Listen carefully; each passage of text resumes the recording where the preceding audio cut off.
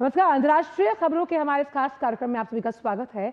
मैं हूं आंचल गुलाटी और इस कार्यक्रम में हम आपको बताते हैं इस वक्त की बड़ी अंतर्राष्ट्रीय खबरें, साथ ही अंतर्राष्ट्रीय जगत की खबरों पर अपने जो विशेषज्ञ मेहमान हैं उनके साथ चर्चा भी करते हैं। तो पश्चिम एशिया एक बार फिर युद्ध की आग में घिरता हुआ दिख रहा है और ईरान और इजराइल एक बार फिर आमने सामने हैं। हमले, ड्रोन अटैक्स और एयर स्ट्राइक्स का दौर जारी है, जिसकी वजह से वैश्विक शांति पर मंडरा रहा है खतरा। इस पूरी खबर का करेंगे विश्लेषण, लेकिन जानते हैं इस वक्त की प्रमुख अंतर्राष्ट्रीय सुर्खियां क्या है। सबसे पहले इजराइल के भीषण हमलों से कांपा ईरान, परमाणु और सैन्य ठिकानों को बनाया निशाना। ईरानी सेना और रेवोल्यूशनरी गार्ड्स के प्रमुख समेत कई टॉप कमांडरों की मौत, 6 परमाणु वैज्ञानिक मारे गए।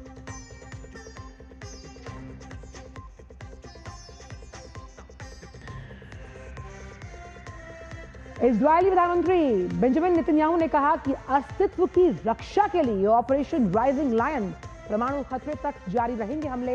ईरान ने हमले को बताया जंग का ऐलान, कहा मिलेगा माकूल जवाब।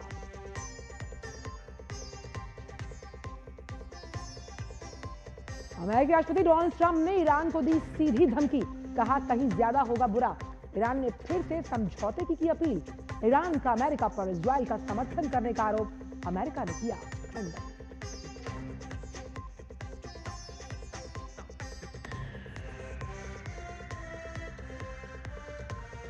इजरायली प्रधानमंत्री नेतन्याहू ने प्रधानमंत्री नरेंद्र मोदी समेत दुनिया के दूसरे बड़े नेताओं से की बात। प्रधानमंत्री ने जल्द ही शांति, स्थिरता, बहाली पर दिया जोर। यूएन समेत तमाम देशों की सभी पक्षों से संयम बरतने की अपील की।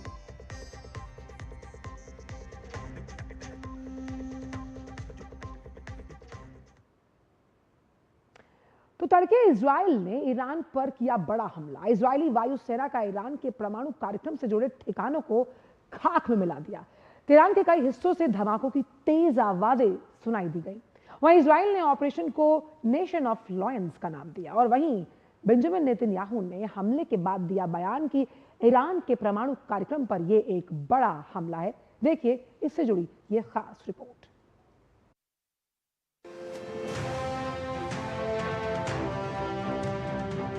बरसों की थी तैयारी, बस सही समय का था इंतजार और तोड़ दिया तैयार होने से पहले ही एटम बम का ट्रिगर। सिर्फ तोड़ा ही नहीं बल्कि इजरायली सेना ने ईरान में फेर दी तबाही। तेहरान से लेकर नतांज तक बम, बारूद और बर्बादी का मंजर। सुबह के करीब 4 बजे थे। ईरान के सैन्य ठिकानों और न्यूक्लियर साइटों पर ऑपरेशन राइजिंग लायन के तहत बम, मिसाइलों, ड्रोन और फाइटर जेट टूट पड़े। इजरायली सेना ने ईरान के अंदर 6 ठिकानों को निशाना बनाया। इजराइल ने राजधानी तेहरान और इसके आसपास के सैन्य ठिकानों पर हमला किया। हमले में ईरान की प्रमुख परमाणु साइट को भारी नुकसान पहुंचा है। इसी साइट पर ईरान यूरेनियम संवर्धन का काम कर रहा था, जिससे परमाणु बम बनाया जा सकता है। साइट पर हमले के बाद रेडिएशन के खतरे को लेकर चिंता जताई जाने लगी। हालांकि बाद में IAEA ने साफ किया कि नतांज में विकिरण के स्तर में कोई वृद्धि नहीं देखी गई है। इसके अलावा तबरेज न्यूक्लियर रिसर्च सेंटर और 2 सैन्य ठिकानों को निशाना बनाया। इस्फहान, अराक, करमनशाह शहर के रणनीतिक ठिकानों को इजरायली सेना ने नुकसान पहुंचाया। लेकिन शाम होते होते इजराइल ने नतांज पर फिर धावा बोला। इस बार इजराइल ने रेवोल्यूशनरी गार्ड्स के एरोस्पेस कमांड के एक बड़े हिस्से को नष्ट करने का दावा किया। हमने परमाणु ठिकानों पर हमला किया है। हमें सार्थक परिणाम मिल रहे हैं। हमले में ईरान के कम से कम 6 परमाणु वैज्ञानिक मारे जा चुके हैं। इजराइल ने न सिर्फ परमाणु कार्यक्रम से जुड़े वैज्ञानिकों को लक्षित किया, बल्कि सेना की कमर और मनोबल तोड़ने की भी कोशिश की। रेवोल्यूशनरी गार्ड कॉर्प्स के प्रमुख मेजर जनरल हुसैन सलामी, सेना प्रमुख मोहम्मद बघेरी समेत कई प्रमुख कमांडर मारे गए। सलामी ईरान के सबसे प्रभावशाली लोगों में से एक माने जाते थे। बघारी ईरान की सेना के सबसे प्रमुख स्तंभ थे, जो सेना के बीच नीतियों को लागू करने और प्रबंधन का जिम्मा संभालते थे। हमले पर ईरान ने कड़ी प्रतिक्रिया दी। ईरानी सेना का कहना है कि अमेरिका और इजराइल को हमले की भारी कीमत चुकानी पड़ेगी। वहीं सर्वोच्च नेता आयतुल्ला अली खामनेई ने कहा कि ये हमला इजराइल के स्वभाव को दर्शाता है, जबकि ईरान के विदेश मंत्री ने इसे युद्ध की घोषणा करार दी। ईरान ने जवाबी कार्रवाई करते हुए इजराइल पर 100 ड्रोन हमले किए। इजराइल ने अपनी सीमा में घुसने से पहले ही सभी ड्रोन को मार गिराने का दावा किया। जॉर्डन ने भी इसकी पुष्टि की है। इजराइल ने उद्देश्य हासिल करने तक हमले को आगे जारी रखने की चेतावनी दी है। इजराइल ने इसे अपने अस्तित्व को बचाने की लड़ाई करार देते हुए कहा कि एक पल का इंतजार नहीं किया जा सकता था। इजराइल का कहना है कि जो भी चुनौती देने की कोशिश करेगा उसका ऐसा ही अंजाम होगा। गहराते एक और युद्ध की आशंका से क्षेत्र में जबरदस्त तनाव है। कई एयरलाइन सेवाओं ने क्षेत्र में जाने वाली अपनी उड़ानों को रद्द कर दिया है। और इसी खबर पर चर्चा करने के लिए बेहद खास मेहमान इस वक्त खबर दुनिया की में हमारे साथ जुड़ रहे हैं। डॉक्टर जहांगीर, पश्चिम एशिया विशेषज्ञ, और साथ ही साथ doctor Deepika Saraswat, associate fellow MPID से। आप दोनों का ही बहुत बहुत स्वागत है। डॉक्टर जहांगीर, पहला सवाल यहाँ पर यही है कि जिस तरह से इजराइल द्वारा ईरान पर ये हमला किया गया है, क्या ये धार्मिक कट्टरता का प्रतीक माना जाएगा या फिर राजनीतिक वर्चस्व की एक लड़ाई है? नमस्कार। देखिए, ये कहीं ना कहीं सामरिक और राजनीतिक वर्चस्व की लड़ाई है मिडिल ईस्ट के इलाके में। हम देखें तो 1989 तक ईरान की इजराइल के साथ कोई दुश्मनी नहीं थी। शिया रिवॉल्यूशन के बाद से ईरान ने एंटी अमेरिकनिज्म और एंटी जायनिज्म, एंटी इजरायलिज्म को एक बड़ा एजेंडा बनाया, और वो मेरे ख्याल से सबसे बड़ी बदकिस्मती रही ईरान की रणनीति में। आप ये मानिए कि ईरान जिस तरह से न्यूक्लियराइजेशन कर रहा है, वैसे ही भारत ने अपने आप को न्यूक्लियर स्टेट बनाया था NPT के खिलाफ जाके, अमेरिकन सैंक्शंस को सहते हुए। तो भारत की जो न्यूक्लियर कहिए संप्रभुता या सॉवरेन राइट एक स्टेट का जो होता है, वैसा ही ईरान का है। इस लिहाज से भारत ने ईरान का बहुत लंबे वक्त तक समर्थन भी किया कि नहीं, देखिए NPT के परे जाके भी आप न्यूक्लियर स्टेट तो बन ही सकते हैं, अगर आप कमिट करते हैं कि आप किसी तरह की धमकी या उसका किसी तरह का बेजा इस्तेमाल नहीं करेंगे। यही फर्क था ईरान में और भारत में। ईरान ने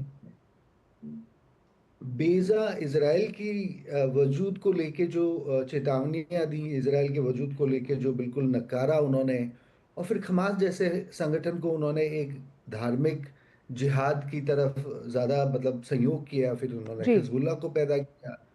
तो मेरे ख्याल से कहीं ना कहीं ये बदकिस्मती है ईरान के बाशिंदों की कि उनकी जो भी मतलब नुमाइंदगी है, जो भी उनके नेता है, वो उसको उस तरफ धकेल रहे हैं जिस तरफ उस देश का भला है नहीं। और इजराइल और अमेरिका के पास अब हजार बहाने हैं कि ईरान को दबाया जाए।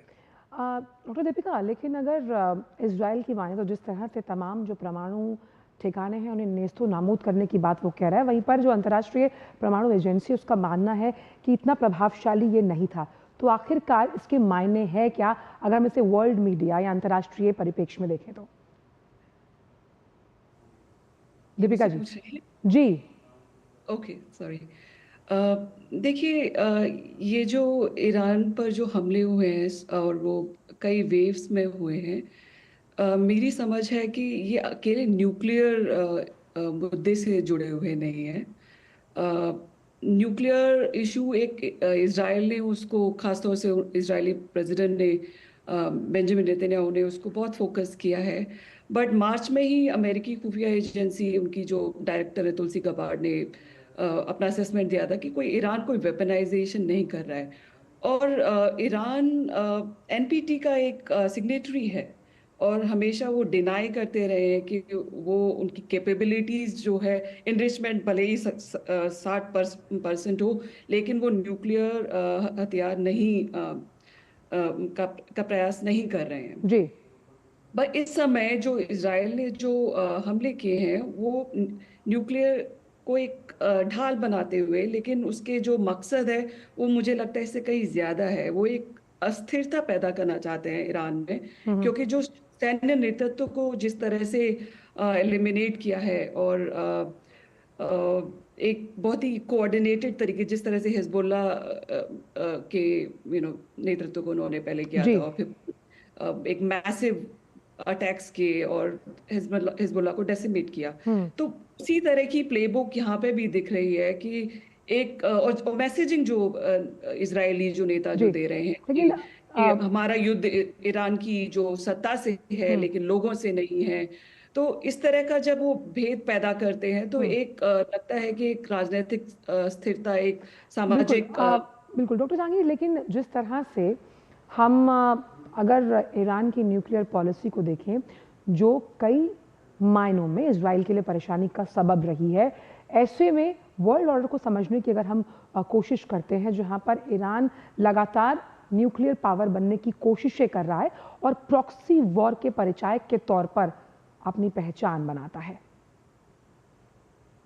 देखिए, ईरान की जो न्यूक्लियर पॉलिसी है ना, एक इंडियन स्टेट के पर्सपेक्टिव से अगर देखा जाए तो वो बिल्कुल ही वाजिब है। अमेरिका, वेस्टर्न कंट्रीज ने अपने न्यूक्लियर मतलब आर्सेनल को अब तक बिल्कुल कम नहीं किया है। सेकेंड वर्ल्ड वॉर के बाद ये बहुत बड़ी मुहिम चली थी कि भाई न्यूक्लियर वेपन्स नहीं होने चाहिए और जिनके पास हैं उनको उन्हें छोड़ना चाहिए। तो अमेरिका जैसे देशों ने अपनी दादागिरी के चलते उस चीज़ को अलग तरीके से बनाया कि अब न्यूक्लियराइजेशन नहीं होगा। मेरे ख्याल से भारत के नागरिक के तौर पे अगर आप मैं देखता हूँ इसे कि ईरान की न्यूक्लियर पॉलिसी वही है जो भारत की रही है, और उससे कोई भी असहमति कर पाना मतलब सैद्धांतिक तौर पे ठीक भी नहीं लगता। पर जो दूसरी बड़ी परेशानी है ईरान की, वो है उनका एक वैचारिक शिया रिवॉल्यूशन को लेके जो मिडिल ईस्ट के लोगों में आप देखिए ना, इजराइल और अमेरिका और फ्रांस और इंग्लैंड को तो अलग कर ही दीजिए, पर यूएई, सऊदी अरेबिया, जॉर्डन, ये वो देश है जिन्होंने अक्टूबर 2024 में जब इसराइल ने 180 बैलिस्टिक मिसाइल छोड़ी थी, तब इन देशों ने इसराइल की सुरक्षा में मतलब टेक लगाई थी। तो अरब देश जो सुन्नी देश हैं, वो भी एक तरह से ईरान के इस आइडियोलॉजिकल या वैचारिक वॉर को लेके बड़े चिंतित रहते हैं। तो मेरे ख्याल से ये दो अलग अलग मुद्दे हैं कि ईरान का न्यूक्लियर होना या न्यूक्लियर टेक्नोलॉजी की तरफ जाना अपने आप में एक बहुत ही कायम बात है। उस पे अमेरिका जैसे देश की दादागिरी नहीं मतलब बिल्कुल मानी जानी चाहिए। आपको लेकिन याद होगा डॉक्टर जहांगीर, जब तक अमेरिका का इजराइल को पुरजोर समर्थन करना, जब हम अंतर्राष्ट्रीय परिप्रेक्ष्य में देखते हैं और जिस तरह का ये घटनाक्रम चल रहा है, आगे आप चेक्स एंड बैलेंसेस कैसे देखते हैं? कौन देश किस तरह से ईरान की तरफ होगा और कौन से देश इजराइल की तरफ? इसराइल की तरफ अमूमन सारे वेस्टर्न अमेरिकन यूरोपियन देश हैं, वो रहे हैं और वो रहेंगे। जो बदकिस्मती ईरान की है वो ये है कि उन्होंने एक हद तक रशिया और चाइना की शय पे अमेरिकी विरोध की राजनीति को मिडिल ईस्ट में कायम करने की कोशिश करी। देखिए, चाइना का ईरान के प्रति बड़ा शय है। पुतिन ने भी ईरान को बहुत शय दी थी कि आप अमेरिकन विरोध को बढ़ाइए इस इलाके में, मिडिल ईस्ट में। मैं आज आपसे तल अवीव से बैठ के बात कर रहा हूँ और मैंने कई साल तक इस देश में काम किया है। तो जो एंटी अमेरिकनिज्म है उसके शय में ईरान और चाइना मतलब भले ही इसके शय में हो, पर ये कोई देश ईरान की इस लड़ाई को आगे नहीं ले जा पाएंगे। आज ईरान अकेला है वाकई में। डॉक्टर दीपिका, अगर हम इजराइल और ईरान के बारे में जब हम चर्चा करते हैं तो यहाँ पर एक बात समझने वाली ये भी आती है कि किसी ज़माने में दोनों के दोस्ताने रिश्ते रहे थे, लेकिन आज का दौर परिप्रेक्ष्य बिल्कुल बदल चुका है। आने वाले समय में आप किस तरह से दोनों देशों के बीच ये पूरा घटनाक्रम देखती हैं, जिसमें भारत की भूमिका क्या हो सकती है?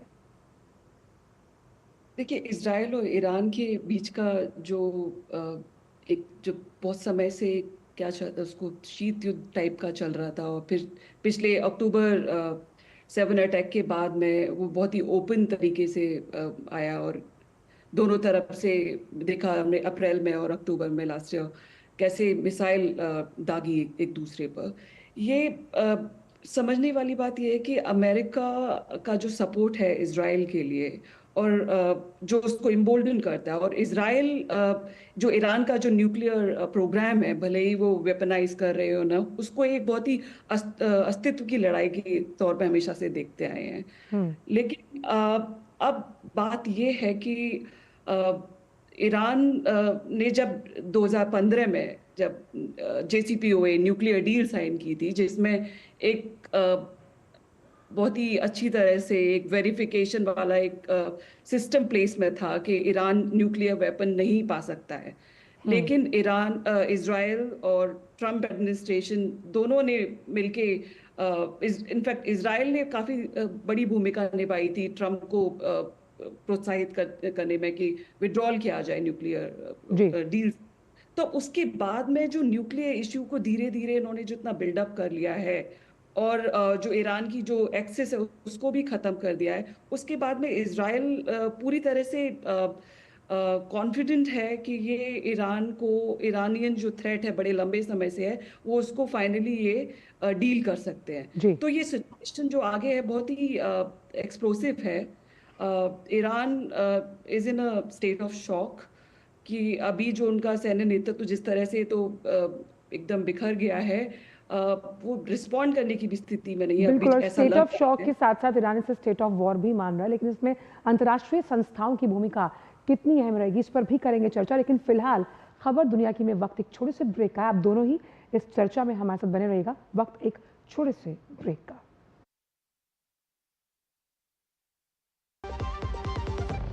सस्ते वाले दाल मसाले स्वाद हुआ बेकार, MDH की हल्दी मिर्ची धनिया करे कमाल। ये रंग दे, ये खुशबू दे, ये तीखा, ये कम पड़े, क्या निराला MDH मसाला। मेरा कान खड़ा हुआ जब जोजी बोला, तुम तो गाड़ी इतना सेफ चलाते हो, तुमको मोटर इंश्योरेंस की क्या जरूरत है। जब कोकोनट हिट किया, जोजी यू टर्न लिया। Sorry, it's okay Jetha, motor insurance है इसके पास है ना। Joji is a coconut but अपना श्रीनिवासन अच्छा किया इंश्योरेंस लिया। जब धरती चीर कर निकलता है लोहे का पत्थर और मिलता है मोंगिया के जोश से, फिर तपता है, पिघलता है और बनता है फौलाद। अब होता है सरिया सारी खूबियों के साथ। मोंगिया स्टील, मजबूत देश का मजबूत सरिया। जो लक्ष्य चुना था समझ आने लगा है। GLA यूनिवर्सिटी, उच्च लक्ष्य की निश्चित प्राप्ति। LIC लाया है unit linked insurance plan index plus. जीवन बीमा पाइए और निफ्टी स्टॉक्स के साथ अपने मार्केट रिटर्न्स को तेजी से बढ़ाइए। इस अट्रैक्टिव कॉम्बिनेशन के साथ अपना कल सुरक्षित कीजिए। सिर्फ 2500 रुपए मंथली प्रीमियम से शुरुआत कीजिए। आज ही LICindia.in पर जाएं। शादी का किचन महके जहां, गोल्डी किचन किंग मसाले हो वहां। गोल्डी लाई है फ्रेश लॉक टेक्नोलॉजी जो रखे मसालों को हर समय फ्रेश। ब्रेक के बाद खबर दुनिया की में सभी का स्वागत है और आइए अब इसी खबरों के सिलसिले को बढ़ाते हैं आगे। तो इजराइल के प्रधानमंत्री बेंजामिन नेतन्याहू ने प्रधानमंत्री मोदी से बात की और पश्चिम एशिया की ताज़ा स्थिति की जानकारी दी है। प्रधानमंत्री ने अपने सोशल मीडिया हैंडल एक्स पर लिखा, इजराइल के प्रधानमंत्री नेतन्याहू का फोन आया, उन्होंने मुझे मौजूदा स्थिति के बारे में जानकारी दी। मैंने भारत की चिंताओं को भी साझा किया है और क्षेत्र में शांति और स्थिरता की शीघ्र बहाली की आवश्यकता पर भी जोर दिया। तो इजराइल ईरान अब जंग के मैदान में कूद पड़े हैं और बीते कुछ समय से मिडिल ईस्ट में इसी तरह की टेंशन चल रही है। जिसका डर था वही हुआ और इजराइल और ईरान के बीच तनाव में अब ये खतरनाक मोड़ हम सब देख रहे हैं। अंतर्राष्ट्रीय परिप्रेक्ष्य में अलग अलग देशों का इस पर क्या असर होगा, देखते हैं इस रिपोर्ट के जरिए। किसी के लिए अस्तित्व तो किसी के लिए सुरक्षा का मसला। इन दो विचारों वाले देश इजराइल और ईरान की जंग के बीच तीसरा पक्ष अमेरिका बातचीत के जरिए मामले के हल पर जोर दे रहा है। 5 दौर की वार्ता के बाद भी बात यूरेनियम संवर्धन की जिद पर अटकी हुई है। अमेरिका और इजराइल चाहते हैं कि ईरान इसे पूरी तरह छोड़ दे, जबकि ईरान इसे अपना हक बताते हुए नागरिक उद्देश्यों के लिए जारी रखने पर अड़ा हुआ है। लेकिन परमाणु गतिविधियों पर नजर रखने वाली यूएन की एजेंसी IAEA समेत दूसरे कई देशों को शक है ईरान इसकी आड़ में एटम बम तैयार करने में जुटा हुआ है। हालांकि ईरान इससे इनकार करता है। अमेरिका के साथ छठे दौर की वार्ता से पहले इजराइल ने इस किस्से को खत्म करने के लिए हमला कर दिया। एक और युद्ध के मंडराते बादल के बीच अमेरिकी राष्ट्रपति डोनाल्ड ट्रंप ने ईरान से समझौता करने को कहा है। उन्होंने सोशल मीडिया ट्रूथ पर लिखा कि ईरान को समझौते के लिए 60 दिन का समय दिया गया था, लेकिन उन्होंने नहीं किया। आज 61वां दिन है, लेकिन अब उनके पास दूसरा मौका है। ट्रंप ने इजराइल के प्रधानमंत्री नेतन्याहू से बात की। भारत ने गहराते विवाद पर चिंता जताई है। भारतीय विदेश मंत्रालय ने बयान जारी कर बताया है कि वह हालात पर नजर बनाए हुए है। दोनों पक्षों से बातचीत और कूटनीति के जरिए स्थिति को सुलझाने के लिए कहा है। संयुक्त राष्ट्र प्रमुख एंटोनियो गुटेरेस ने क्षेत्र में किसी भी सैन्य कार्रवाई की निंदा करते हुए सभी पक्षों से संयम बरतने की अपील की है। वहीं फ्रांस ने भी सभी पक्षों से संयम बरतने के साथ इजराइल के आत्मरक्षा के अधिकार का समर्थन किया है। जर्मनी भी इजराइल के आत्मरक्षा के अधिकार के पक्ष में खड़ा नजर आया। ब्रिटेन के प्रधानमंत्री ने क्षेत्र में स्थिरता की जरूरत पर बल दिया। ऑस्ट्रेलिया ने ईरान के परमाणु कार्यक्रम और बैलिस्टिक मिसाइलों को दुनिया के लिए खतरा बताते हुए कूटनीति के जरिए मामले का हल निकालने पर बल दिया। रूस और चीन ने ईरान पर इजराइल के हमले की कड़ी निंदा की है। रूस ने हमले को यूएन चार्टर का उल्लंघन बताया है, जबकि चीन ने ईरान की संप्रभुता के उल्लंघन का विरोध किया है और सभी पक्षों से शांति के लिए काम करने को कहा है। हमले के बाद प्रधानमंत्री नेतन्याहू ने ब्रिटेन के अपने समकक्ष कीर स्टारमर, रूस के राष्ट्रपति व्लादिमीर पुतिन समेत दूसरे बड़े नेताओं से फोन पर बात की। क्षेत्रीय देशों ने ईरान हमले पर कड़ी प्रतिक्रिया दी है। सऊदी अरब ने हमले को ईरान की संप्रभुता का उल्लंघन बताते हुए इस कार्रवाई की निंदा की है, जबकि ओमान ने हमले को खतरनाक और गैर कानूनी करार दिया है। ओमान का कहना है कि इजराइल ही इसके परिणामों के लिए जिम्मेदार होगा। तुर्की ने कहा है कि हमला उकसाने वाली कार्रवाई प्रतीत होता है, लेकिन इसका कूटनीतिक समाधान चाहता है। ईरान समर्थित हमास और यमन के हूती समूह ने ईरान के प्रति समर्थन व्यक्त किया है। हालांकि लेबनान ने हिजबुल्लाह को आगाह किया है कि वो ऐसा कोई कदम उठाने की ना सोचे जिससे मुल्क को खतरा हो। ईरान ने बदला लेने के लिए मस्जिद के ऊपर एक लाल झंडा फहरा दिया है। और इस पर चर्चा करने के लिए दो खास मेहमान मौजूद हैं। डॉक्टर जहांगीर, जिस तरह से हम अलग अलग रिएक्शंस देख रहे हैं, कुछ जो ईरान के साथ हैं, कुछ इजराइल के अगेंस्ट हैं, और इस तरह से एक कॉमन कंसेंसस को आप कब तक बनते हुए समझते हैं, खास तौर पर क्योंकि एक वॉर लाइक सिचुएशन को क्रिएट करने की बात की जा रही है? देखिए, बदकिस्मती से कॉमन कंसेंसस तो अंतर्राष्ट्रीय राजनीति में किसी मुद्दे पे कभी बनता नहीं है। मोटा मोटा ये देखा जाता है कि किसी तरह जो मेजर पावर्स हैं उनका रुख किस तरफ है। अब भारत को ही ले लें। भारत इन दिनों पिछले 15 साल से 18 साल से, जब से ये हमारा अमेरिका की तरफ रुख हुआ है, तब से भारत ने ईरान के न्यूक्लियर प्रोग्राम के खिलाफ यूएन में वोट देना शुरू किया है। तो हम भारत के ही रुख से समझ सकते हैं कि कैसे अंतर्राष्ट्रीय राजनीति में किसी मुद्दे पे जो आपकी राय होती है, वो राय बदकिस्मती से आपके हितों के ही मद्देनजर होती है, बजाय कि दूसरे के उसूलन से। जो आने वाले वक्त में बात होगी वो ये होगी कि अमेरिका और इजराइल इस मौके पर कितनी मिलिट्री कार्रवाई करते हैं और क्या वो सिर्फ मिलिट्री कार्रवाई करके ही इसको निपटाना चाहते हैं। इजराइल के खुद के आज के डिफेंस एस्टेब्लिशमेंट जो आईडीएफ के लोग हैं, उन्होंने कहा है कि ईरान के न्यूक्लियर कैपेबिलिटीज को मिलिट्री के जरिए तबाह नहीं किया जा सकता, बल्कि इसमें 10 साल या 15 साल का देर हो जाए। उम्मीद अमेरिका से ये है और ट्रंप से ये है कि अब वो कूटनीति को ना छोड़ें और ईरान पे वह दबाव बनाए कि वो बातचीत पे वापस आए। तो मेरे ख्याल से ये ना एक गुड कॉप बैड कॉप वाला गेम होगा जो अमेरिका और इजराइल, जैसा कि ट्रंप ने हमेशा कहा, पिछले 15 दिन में 20 दिन में उन्होंने 3 बार ईरान से कहा है कि आप मेरी डील पे मान लीजिए, नहीं तो मैं इजराइल को इजाजत देने के लिए तैयार हूँ कि वो आप पे हमला करे। कहीं ना कहीं पूरा कुश्ती होगी, पर ये बात दबाव और राजनीतिक दबाव से ही हल होने वाली है। बिल्कुल। और डॉक्टर दीपिका, अगर हम इसे खास तौर पर ऐसे देखें कि तेल के आपूर्तिकर्ता के रूप में भी ईरान अपने आप में आगे है और इसकी वजह से जो कच्चा तेल है उसकी कीमतों पर असर पड़ना तय है। ऐसे में ख़ास तौर पर अगर शेयर बाज़ारों की भी बात की जाए और हम देखते हैं कि जो सोने की कीमतें हैं उसमें भी उछाल नज़र आ रहा है। तो ये कुछ ऐसे फैक्टर्स हैं जो इस सिचुएशन में कहीं ना कहीं सभी देशों को डील करने होंगे। जी, ईरान का जो तेल जो मार्केट में जो हिस्सा है वो बहुत ही कम हो चुका है। खासतौर से उनका तेल चाइना के को सप्लाई हो रहा है। लेकिन बड़ी बात यह है कि जो स्ट्रेट ऑफ हॉर्मूज जो है, जहाँ से सारे अरब देशों का तेल वहाँ से जहाज़ों से निकलता है, टैंकर से निकलता है, वहाँ पर अगर इंस्टेबिलिटी होती है, अगर ईरान रिटेलिएट करता है, एक बड़ा युद्ध छिड़ जाता है, तो वो डिसरप्शन जो होगा उससे, वो एक चिंता वाली बात है हर जगह के लिए। बट अभी जो है ये जो आगे क्या होने वाला है, ईरान किस तरह से रिटेलिएट करेगा, उसमें काफी अनसर्टेनिटी बनी हुई है। तो उसी से I think the markets are reacting.